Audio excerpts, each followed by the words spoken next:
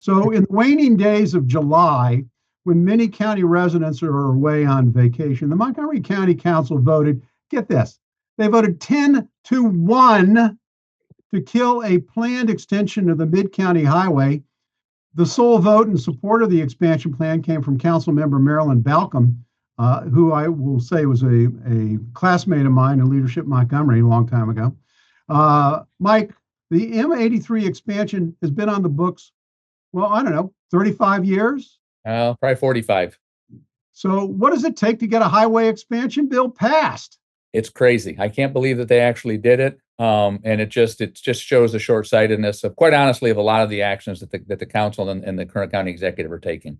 I mean, the entire community of Clarksburg voted against this. The entire community of Clarksburg was built, predicated on having infrastructure, transportation infrastructure, M83 and Observation Drive as the two places to be able to actually get people in and out of that community. And had we not had those two elements planned, you would have never built Clarksburg. And as a result, now the folks in Clarksburg are stuck, and we're going to think we're all going to get them on buses and move them someplace.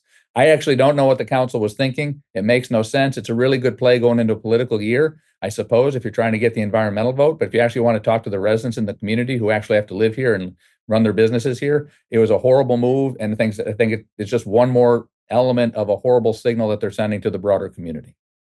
Stacey, every time I hear the word access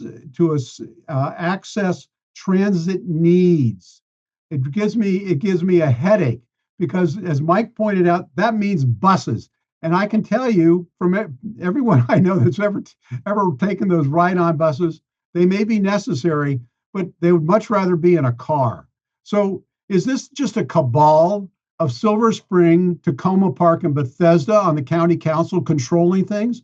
What does it take to get a master plan approved? Casey, I agree with many points that Mike just made. First of all, I think this is an issue of hate, not an issue of hate, but ignorance, I should say. If any of them lived and or worked up that way, they'd experience the traffic congestion on an intimate basis and would probably be working hard as they could to fix it, and even harder than any of their progressive pet causes.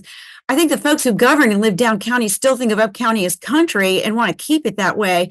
And they're fighting to protect the environment and believe road construction would degrade air quality, elevate noise levels, and increase urban heat islands, contributing to health issues like asthma, etc. So to them, the highway's disruptive footprint is at odds with their environmental values and equity goals. All I can say is good luck on that study, which should be done by the year 2060.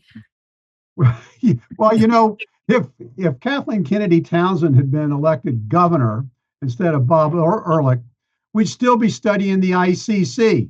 I mean, I would say there's a really interesting point, though, as a result. One of the really interesting things about M83, Casey, is that all of that right away, unlike most roads, was actually there. It all exists. It's all been procured. It's all been dedicated. So now the challenge is, what do you do with it? Because the thought is, oh, now we just have this pristine land that's open space. No, it actually reverts back to the developers, so they can actually build more homes on that land if they choose to do so. And people haven't. I mean, the implications of what people haven't thought through as a result of this is stunning. Mm-hmm. Well, it is. There was a news article that caught my eye that I didn't bring it into the topics for today, which is the fate of the agricultural reserve and whether or not it should be used for some limited developmental purposes. So I just don't know, Mike. Well, I mean, the real challenge is I was at an event this morning where one of the economists from the Fuller Institute, the Schar Institute in George Mason, was talking about the lack of job growth. We actually are last in the region, and then the amount of housing that's being built. And so we are last in the region of that as well. And as a result, housing prices continue to increase, as Stacey knows, and makes it unaffordable for people to live here. And rather than actually address the economic issue of increasing the supply, the county council continues to want to focus on things like trying to control the price, which you'll never be able to get ahead of because you don't ever have increasing supply. And so we just kind of keep chasing our tail, and our economy continues to spiral downward as a result of it. Yeah, and Mike, unfortunately, it's a nationwide problem. It's not just a Montgomery County or a Maryland problem with a lack of affordable housing. It's a nationwide problem that we're just not addressing.